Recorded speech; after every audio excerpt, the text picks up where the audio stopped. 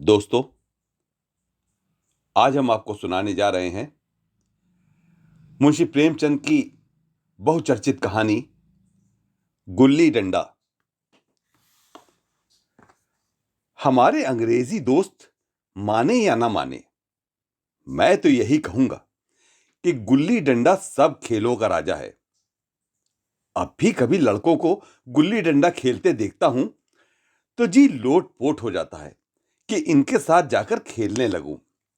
न लॉन की जरूरत, न कोर्ट की, न नेट की, न थापी की। मजे से किसी पेड़ की एक टहनी काट ली, गुल्ली बना ली, दो आदमी भी आ गए तो खेल शुरू हो गया। विलायती खेलों में सबसे बड़ा ऐब है कि उनके सामान महंगे होते हैं। जब तक कम से कम 1 सैकड़ा न खर्च कीजिए, खिलाड़ियों में शुमार ही नहीं हो सकते। ये गुल्ली डंडा है कि बिना हर फिटकरी के चोखा रंग देता है। पर हम अंग्रेजी चीजों के पीछे ऐसे दीवाने हो रहे हैं कि अपनी सभी चीजों से अरुचि हो गई है। हमारे स्कूल में हर एक लड़के से 3-4 रुपए सालाना केवल खेलने की फीस दी जाती है।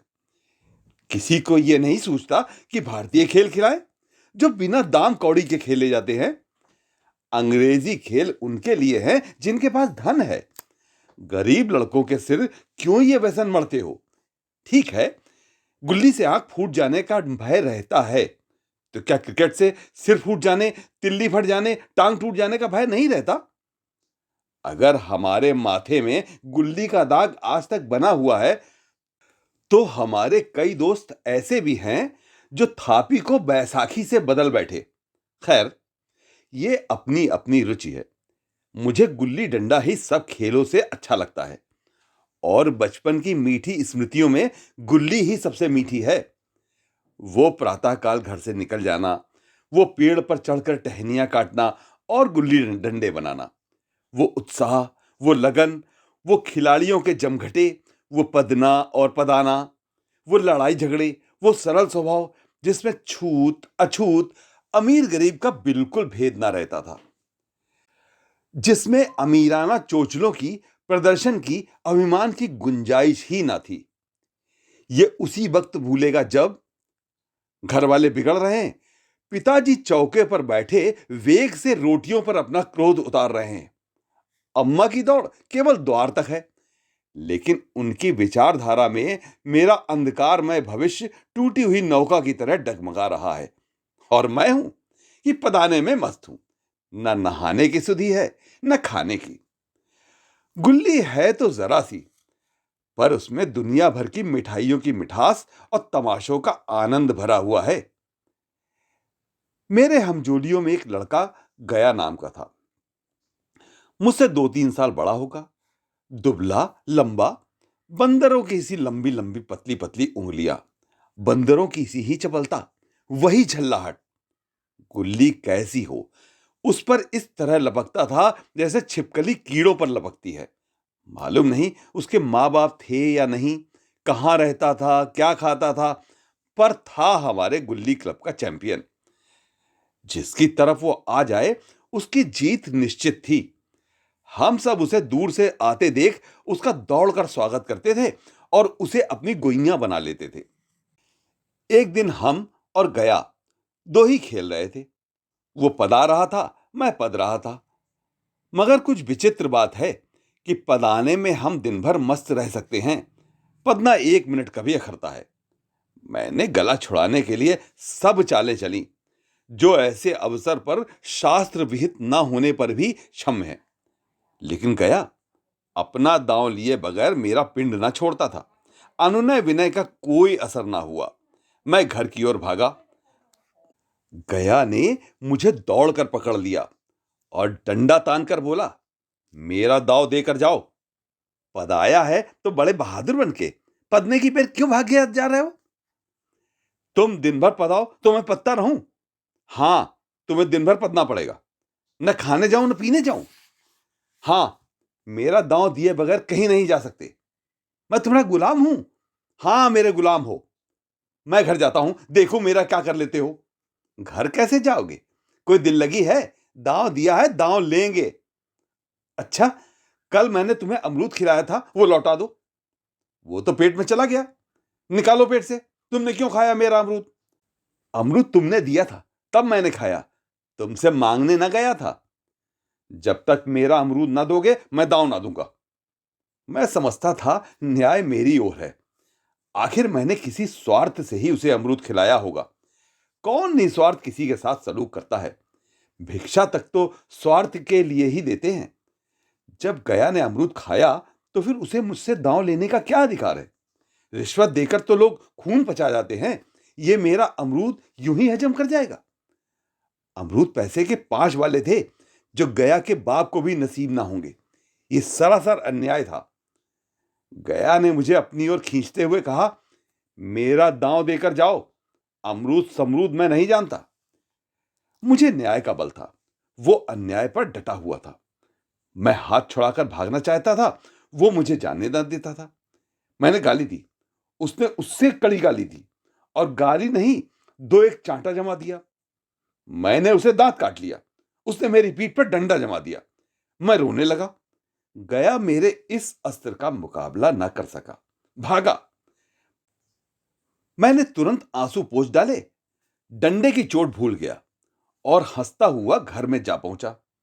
मैं थानेदार का लड़का एक छोटी जाति के लौंडे के हाथों पिट गया। यह मुझे उस समय भी अपमानजनक मालूम हुआ, लेकिन घर में किसी से शिकायत न की। उन्हीं दिनों पिताजी का वहां से तबादला हो गया। नई दुनिया देखने की खुशी में ऐसा फूला कि अपने हमजोलियों से बिछुड़ जाने का बिल्कुल दुख ना हुआ। पिताजी दुखी थे। यह बड़ी आमदनी की जगह थी। अम्मा जी भी दुखी थी। यहां सब चीजें सस्ती भी थीं और मोहल्ले की स्त्रियों से घराव सा हो गया था। लेकिन मैं मारे खुशी के फूला न समाता था। लड़कों से जी उछटा हुआ था। वहां ऐसे घर थोड़े ही होते हैं। ऐसी बातें मैं कर रहा था। ऐसे ऐसे ऊंचे घर हैं कि आसमान से बातें करते हैं। वहां के अंग्रेजी स्कूल में कोई मास्टर लड़कों को पीटे तो उसे जेल हो जाए। मेरे मित्रों की आंखें फैली और चकित मुद्रा बतला रही थी कि मैं उनकी निगाहों में कितना ऊंचा उठ गया हूं। बच्चों में मिथ्या को सत्य बना लेने की वो शक्ति है जिसे हम, जो सत्य को मिथ्या बना लेते हैं, क्या समझेंगे। उन बेचारों को मुझसे कितनी स्पर्धा हो रही थी। मानो कह रहे थे, तुम भाग्यवान हो भाई, जाओ, हमें तो इस उजड़ ग्राम में रहना ही है और यहीं मरना भी है। 20 साल गुजर गए। मैंने इंजीनियरिंग पास की और उसी जिले का दौरा करता हुआ उसी कस्बे में पहुंचा और डाक बंगले में ठहरा।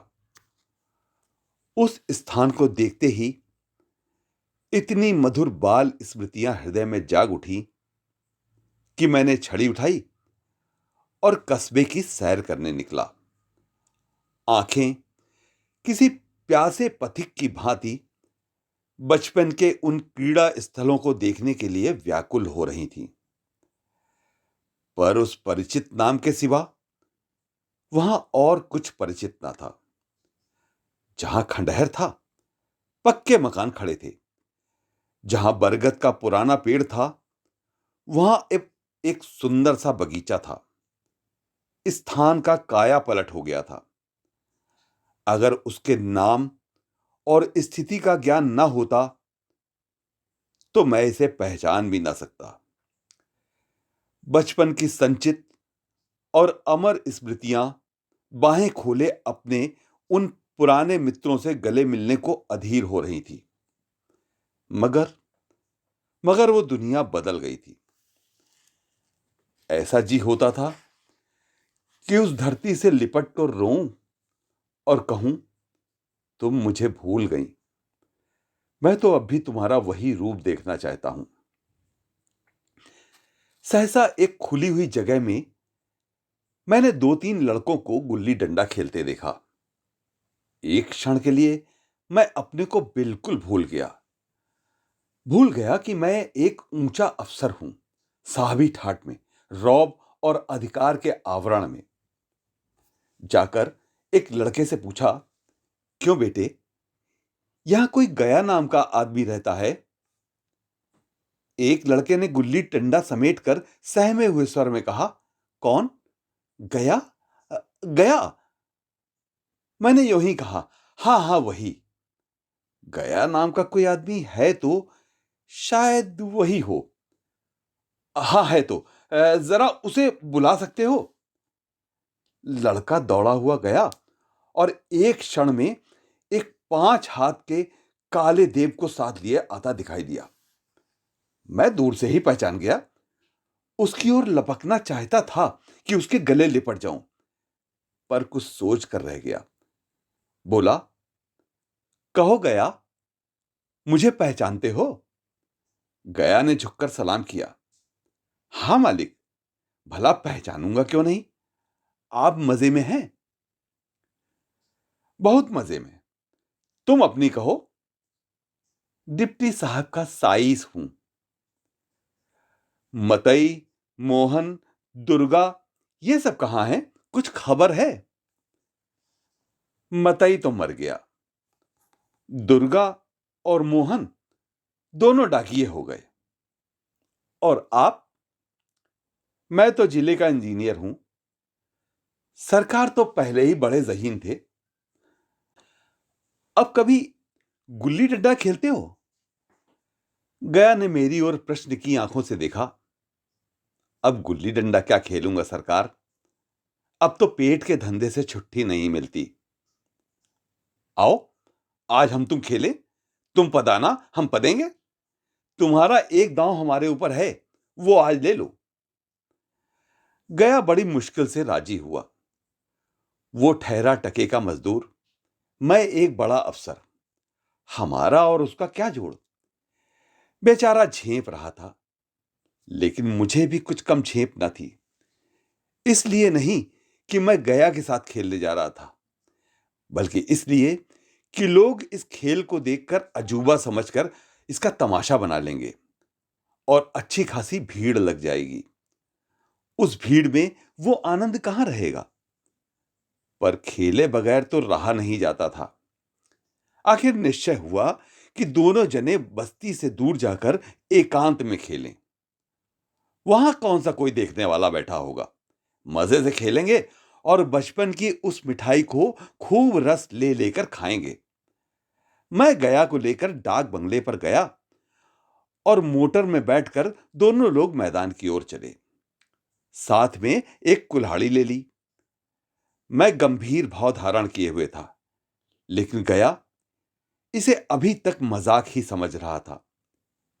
फिर भी उसके मुख पर उत्सुकता या आनंद का कोई चिन्ह ना था। शायद वो हम दोनों में जो अंतर हो गया था, वो सोचने में मगन था। मैंने पूछा, तुम्हें कभी हमारी याद आई थी गया? सच कहना। गया झेपता हुआ बोला, मैं आपको क्या याद करता हुजूर। किस लायक हूं मैं। भाग्य में आपके साथ कुछ दिन खेलना बदा था, नहीं तो मेरी गिनती ही क्या है। मैंने कुछ उदास होकर कहा, लेकिन मुझे तो बराबर तुम्हारी याद आती थी। तुम्हारा वो डंडा जो तुमने मुझे तान कर जमाया था, याद है ना? गया ने पछताते हुए कहा, वो लड़कपन था सरकार, उसकी याद ना दिलाओ। वाह, वो मेरे बाल जीवन की सबसे रसीली याद है। तुम्हारे उस डंडे में जो रस था, वो तो अब ना आदर सम्मान में पाता हूं, ना धन में। कुछ ऐसी मिठास थी कि आज तक उससे मन मीठा होता रहता है। इतनी देर में हम बस्ती से कोई 3 मील निकल आए थे। चारों तरफ सन्नाटा है। पश्चिम की ओर कोसों तक भीमताल फैला हुआ है, जहां आकर हम किसी समय कमल के पुष्प तोड़ ले जाते थे और उसके झुमके बनाकर कानों में डाल लेते थे। जेठ की संध्या केसर में डूबी चली जा रही थी। मैं लपक कर एक पेड़ पर चढ़ गया और एक टहनी काट लाया। चटपट गुल्ली डंडा बन गया। खेल शुरू हो गया। मैंने गुच्ची में गुल्ली रखकर उछाली। गुल्ली गया के सामने से निकल गई उसने हाथ लपकाया जैसे मछली पकड़ रहा हो। गुल्ली उसके पीछे जाकर गिरी। ये वही गया है जिसके हाथों में गुल्ली जैसे आप ही आप जाकर बैठ जाती थी। वो दाहिने बाएं कहीं हो, गुल्ली उसकी हथेलियों में ही पहुंचती थी, जैसे गुल्लियों पर वशीकरण डाल देता हो। नई गुल्ली, पुरानी गुल्ली, छोटी गुल्ली, बड़ी गुल्ली, नोकदार गुल्ली, सपाट गुल्ली, सभी उसे मिल जाती थी, जैसे उसके हाथों में कोई चुंबक हो जो गुल्लियों को खींच लेता हो। लेकिन आज आज गुल्ली को उससे प्रेम नहीं रहा। फिर तो मैंने पदाना शुरू किया। मैं तरह तरह की धांधलियां कर रहा था, अभ्यास की कसर बेईमानी से पूरी कर रहा था। हुच जाने पर भी डंडा खेले जाता था। हालांकि शास्त्र के अनुसार गया की बारी आनी चाहिए थी। गुल्ली पर जब ओछी चोट पड़ती और वो जरा दूर जाकर गिरती, तो मैं झटपट उसे उठा लेता और दोबारा टाण लगाता। गया ये सारी बेकायदियां देख रहा था, पर कुछ न बोलता था, जैसे उसे सब कायदे कानून भूल गए। उसका निशाना कितना अचूक था। गुल्ली उसके हाथ से निकलकर टन से डंडे में आकर लगती थी। उसके हाथ से छूटकर उसका काम था डंडे से टकरा जाना। लेकिन आज आज वो गुल्ली डंडे में लगती ही नहीं। कभी दाहिने जाती, कभी बाएं, कभी आगे, कभी पीछे। आधा घंटा पदाने के बाद एक बार गुल्ली डंडे में आ गई। मैंने धांधली की। गुल्ली डंडे में नहीं लगी, बिल्कुल पास से गई, लेकिन लगी नहीं। गया ने किसी प्रकार का असंतोष न प्रकट किया। ना लगी होगी। डंडे में लगती तो क्या मैं बेईमानी करता? नहीं भैया, तुम भला बेईमानी करोगे? बचपन में मजाल थी कि मैं ऐसा घपला करके जीता रहता। यही गया गर्दन पर चढ़ बैठता। लेकिन आज मैं उसे कितनी आसानी से धोखा दिए चला जा रहा था। गधा है, सारी बातें भूल गया। सहसा गुल्ली फिर डंडे में लगी, और इतनी जोर से लगी जैसे बंदूक छूटी हो। इस प्रमाण के सामने अब किसी तरह की धांधली करने का साहस मुझे इस वक्त भी नहीं हो रहा था। लेकिन क्यों ना एक बार सच को झूठ बनाने की चेष्टा करूं। हर्जी क्या है? मान गया तो वाह वाह, नहीं तो दो चार हाथ पदना ही तो पड़ेगा। अंधेरे का बहाना करके जल्दी से गला छुड़ा लूंगा। फिर कौन दांव देने आता है?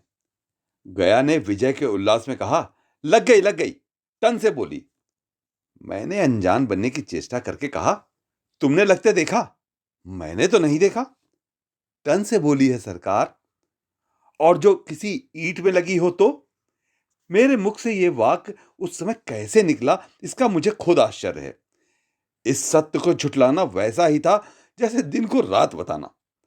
हम दोनों ने गुल्ली को डंडे में जोर से लगते देखा था, लेकिन गया ने मेरे कथन को स्वीकार कर लिया। हां, किसी ईंट में ही लगी होगी। डंडे में लगती तो इतनी आवाज ना आती। मैंने फिर पदाना शुरू कर दिया। लेकिन इतनी प्रत्यक्ष धांधली कर लेने के बाद गया की सरलता पर मुझे दया आने लगी। इसलिए जब तीसरी बार गुल्ली डंडे में लगी, तो मैंने बड़ी उदारता से दांव देना तय कर लिया। गया ने कहा, अब तो अंधेरा हो गया है भैया, कल पर रखो। मैंने सोचा, कल बहुत सा समय होगा, ये न जाने कितनी देर पद आए, इसलिए इसी वक्त मामला साफ कर लेना अच्छा होगा। नहीं नहीं, अभी बहुत उजाला है, तुम अपना दांव ले लो। गुल्ली सूझेगी नहीं, कुछ परवाह नहीं। गया ने पदाना शुरू किया, पर उसे अब बिल्कुल अभ्यास ना था। उसने दो बार टाण लगाने का इरादा किया, पर दोनों ही बार हुच गया। 1 मिनट से कम में वो दांव पूरा कर चुका। बेचारा घंटा भर पदा, पर 1 मिनट में ही अपना दांव खो बैठा। मैंने अपने हृदय की विशालता का परिचय दिया। एक दांव और खेल लो, तुम पहले ही हाथ में उठ गए हो। नहीं भैया, अब अंधेरा हो गया है। तुम्हारा अभ्यास छूट गया है, क्या कभी खेलते नहीं? खेलने का समय कहां मिलता है भैया। हम दोनों मोटर पर जा बैठे और चिराग जलते जलते पड़ाव पर पहुंच गए। गया चलते चलते बोला, कल यहां गुल्ली डंडा होगा, सभी पुराने खिलाड़ी खेलेंगे, आप भी आओगे? जब आपको फुर्सत हो तभी खिलाड़ियों को बुलाऊं। मैंने शाम का समय दिया और दूसरे दिन मैच देखने आया। कोई 10-10 आदमियों की मंडली थी। कई मेरे लड़कपन के साथी निकले। अधिकांश युवक थे जिन्हें मैं पहचान न सका। खेल शुरू हुआ। मैं मोटर पर बैठा बैठा तमाशा देखने लगा। आज गया का खेल, उसका वो नैपुण्य देखकर मैं चकित हो गया। टाण लगाता तो गुल्ली आसमान से बातें करती। कल किसी वो झिझक, वो हिचकिचाहट, वो बेदिली आज न थी। लड़कपन में जो बात थी, आज उसने प्रौढ़ता प्राप्त कर ली थी। कहीं कल इसने मुझे इस तरह पदाया होता तो मैं जरूर रोने लगता। इसके डंडे की चोट खाकर गुल्ली 200 गज की खबर लाती थी। पढ़ने वालों में एक युवक ने धांधली की। उसने अपने विचार में गुल्ली लपक ली थी। गया का कहना था गुल्ली जमीन में लगकर उछली थी। इस पर दोनों में ताल ठोकने की नौबत आई। युवक दब गया।